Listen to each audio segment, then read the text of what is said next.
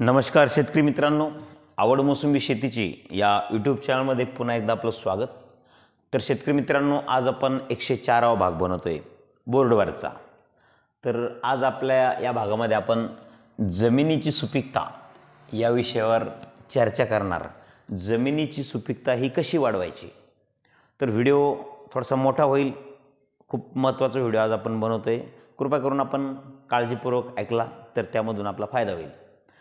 तर शेतकरी मित्रांनो, आपला सर्वांना माहीत असेल, आपल्या जमिनीचं आरोग्य चांगलं जर असेल तर आपल्या शेतीमधील कुठलाही फळबाग असो किंवा कुठलंही पीक असो चांगल्या प्रकारे आपल्याला त्या ठिकाणी उत्पादन देतं आहे।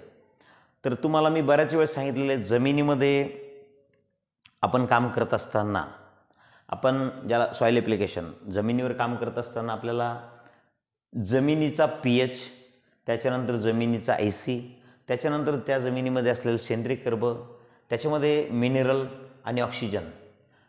तर शेतकरी मित्रांनो, बरेचशा शेतकऱ्याला प्रश्न पडतो, कन्फ्यूज होता, pH म्हणजे काय। तर शेतकरी मित्रांनो, pH म्हणजे असं समजून घ्यायचं, जमिनीची उष्णता पकडा। जसं आपण शरीराचा pH, आपल्याला जर ताप आली असेल तर आपल्याला प्रॉब्लेम तयार होतो, तसं जमिनीचा pH असतो। तर तो pH पाहिजे आपल्याला 6 ते 7.5, म्हणजे हा न्यूट्रल पोझिशनमधला pH असतो।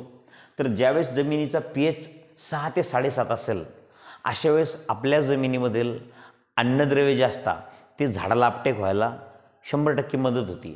मग आपल्या जमिनीचा pH हा वाढलेला जरी असेल तरी प्रॉब्लेम येतो, pH कमी झाला असेल तरी प्रॉब्लेम येतो।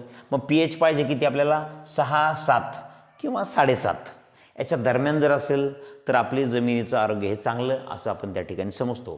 मग pH कमी जास्त कशामुळे होतो, जर आपल्या जमिनीमध्ये ॲसिडचं प्रमाण वाढलं किंवा कमीही झालं तरी आपल्या जमिनीमध्ये pH हा गडबडतो। मग अशा वेळेस आपण दिलेले खतं किंवा जमिनीमध्ये ऑलरेडी असलेले खतं हे झाडाला वेळोवेळी किंवा योग्य प्रमाणात मिळत नाही आणि आपल्याला त्या ठिकाणी उत्पादन कमी येतं।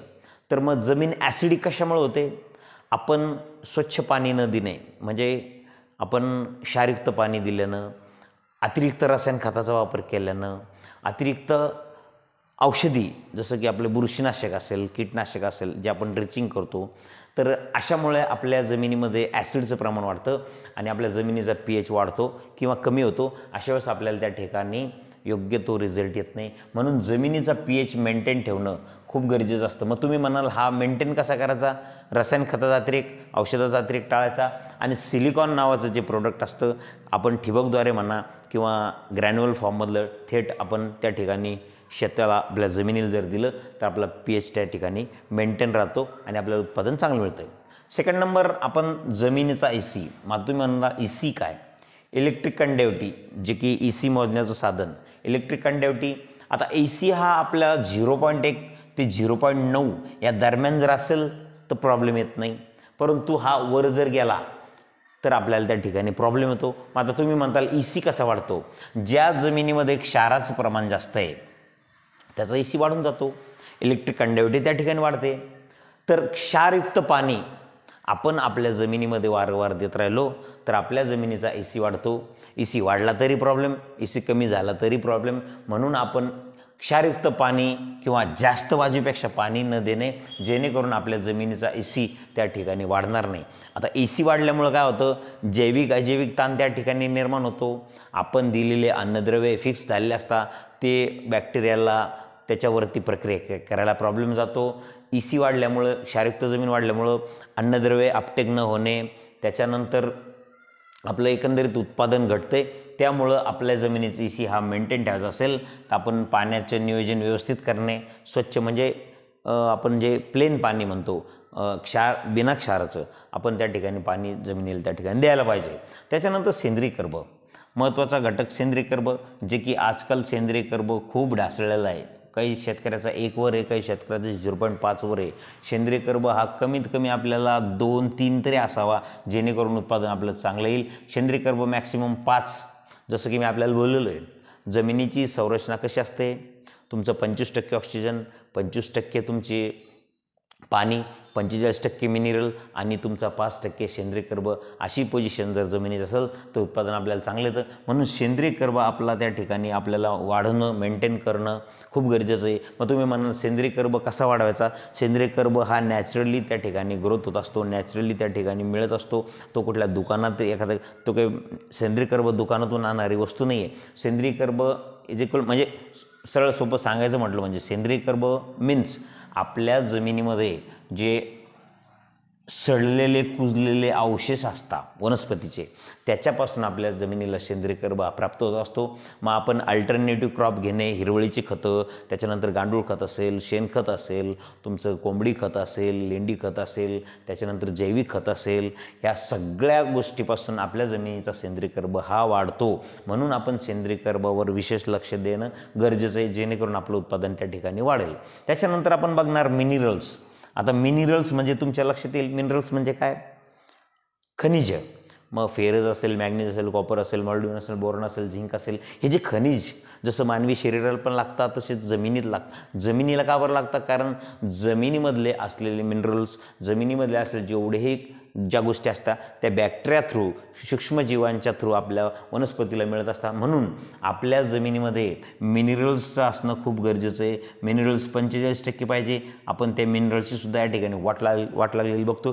त्याचं कारणच पाण्याचा अतिरेक करणे, रसायन खताचा अतिरेक करणे, जमीन ॲसिडिक करणे, त्याच्यानंतर जमिनीचा pH कमी होणे वाढणे, EC कमी जास्त होणे वाढणे, या एकंदरीत कारणामुळं आपल्या जमिनीमध्ये मिनरलची सुद्धा वाट लागते आणि मिनरल्स हे खूप गरजेचे आहे. त्यामुळे आपण या ठिकाणी मिनरल्सवर आपण फोकस करणं खूप गरजेचं आहे. त्याच्यानंतर आपण बघणार आहे ऑक्सिजन. आता बरेचसे शेतकरी काय करतात?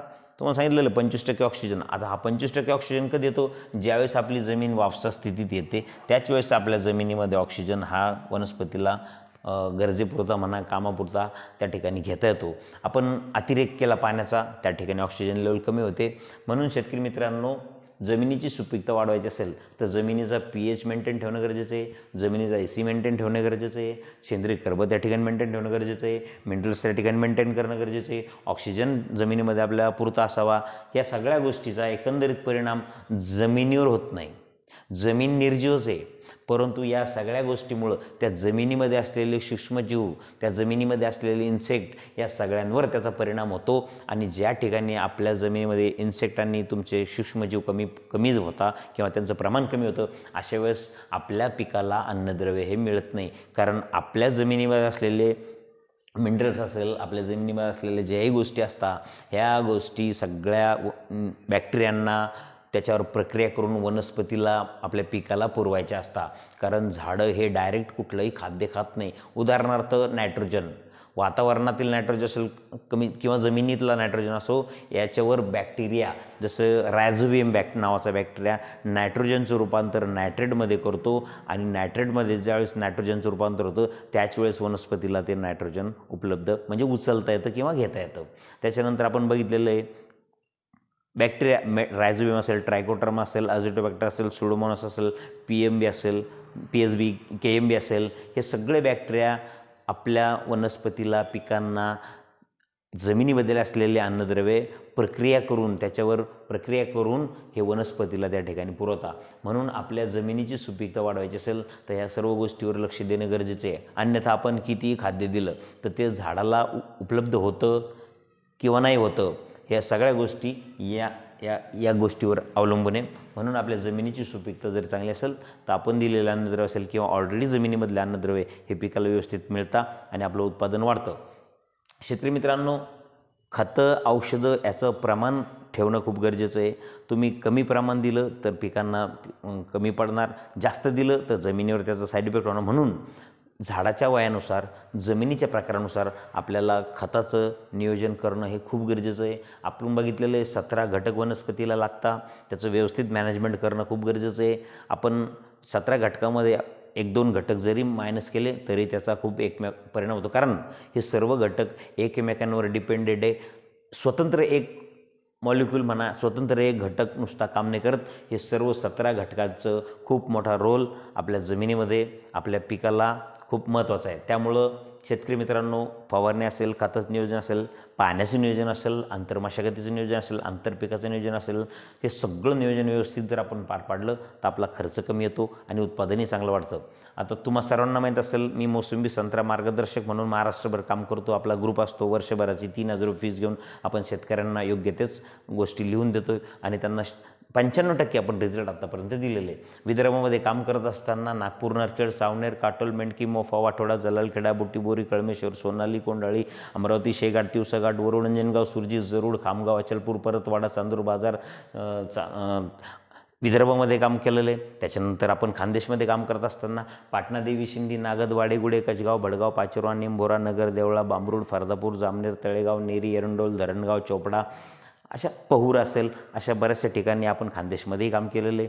त्याच्यानंतर आपल्या मराठवाड्यामध्ये सांगायचं झालं तर आपलं टेंबापुरी, देवकरवाडी, नागापूर, शेंदुरवाड, धारसुली, बागाचवाडी, गुरुधनराव, पांढरा, अंजनगाव, लक्ष्मीखेड, औरंगपूर, लोगाव, डोरकीन, टाकळी, बिडकीन, तुमचं जांभळी असेल, तुमचं पोरगाव, पाडोळी, जागीर, दादेगाव असेल, तुमचं मुंगिया असेल, अशा गोपेवाडी असेल, अशा भरपूर गावामध्ये आपण 2000 गावामध्ये आपण काम केलेलं आहे, काम चालू पण आहे.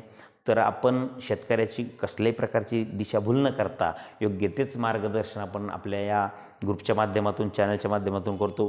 बरेचसे यूट्यूबर असेल किंवा कुणी कंपनीचे एम्प्लॉय असेल, दुकानदार असेल, हे शेतकऱ्यांची दिशाभूल करतात, जास्त खर्च शेतकऱ्यांना देतात आणि रिझल्टही शेतकऱ्यांना मिळत नाही. आता बरेचसे यूट्यूबर स्वतःचे प्रोडक्ट विकता, ऑर्गॅनिक शेती करा, अमकं करा, धमकं करा, ही टेक्नॉलॉजी घ्या, ती टेक्नॉलॉजी घ्या, बऱ्याचशा बागेमध्ये व्हिडिओ पण काढता, शेतकऱ्याचे त्या ठिकाणी नंबर देत नाही. मग आपण ते सध्याच्या कंडिशनमध्ये जी फळगळ आहे त्या फळगळ टॉपिकवरच व्हिडिओ बनवणार, कुणाच्याही बागेमध्ये जाऊन व्हिडिओ बनवणार, त्या ठिकाणी शेतकऱ्याचा नंबर देणार नाही आणि आपण त्या ठिकाणी आकर्षित होऊन आपण त्यांच्याकडे जॉईंट होतो आणि मग ते कंपनीचे प्रोडक्ट असे देतात ज्याच्यामध्ये 40% मार्जिन त्यांना राहते. उदाहरणार्थ 1,00,000 रुपयाचं तुम्हाला जर लिहून दिलं तर 40,000 रुपये ते एका शेतकऱ्याकडून कमवता. म्हणजे दिशाभूल करण्याचं काम बरेचसे लोक करतात.